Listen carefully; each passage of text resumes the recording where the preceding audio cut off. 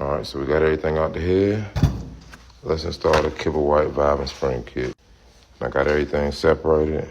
This is the intake side. The kit comes with 2 intake valves, 2 retainers, 2 base washers, 2 springs, and you're gonna have to reuse the retaining clips that came originally. So, lubed up the intake valve. I'm gonna slide it in place. Next, I'm gonna drop my base washer on. So I lubed up the valve seal, drop it on place, push it down until it's fully seated. And this kit came with the dual springs. Normally I put the tight wound side down and the loose end up, but it looks like this one right here is wound all the same way. So we're gonna drop that on. Now we're gonna put in our retainer, with the KP in my side facing up, just like that. So, got my valve compressor tool on it. As you can see, I got the valve pushed down and there is room for me to slide the retaining clips in. All right, so I got it on the magnet and I can drop one in place, pull it out, and if I push it over, I got enough room to slide the other one in there. Gotta drop the other one in place.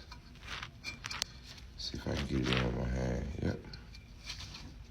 And move it over, and it falls right in place. And now with them both in place, you can slowly release the valve compression tool. They'll both be in place. And just to make sure the retainer's in good, I just tap them with a little punch, just to make sure they're all the way seated. I did the same thing on the other intake side, got that in. Now let's work on doing the exhaust valves.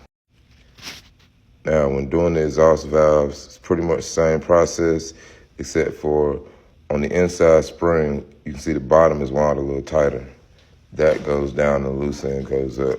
That's very important. All right, so I'm gonna slide the exhaust valve in, drop my base washer on, put my valve stem on, spring on with the tight side down. Now I'm gonna drop my retaining cap on. Got both my retainers in. I'm gonna come off the tool slow, and everything looks good. All right, tap the retainers in place just to make sure they're seated. Everything looks good. All right, so I got the last exhaust valve in, and that is how you replace the valves on 02 CR450.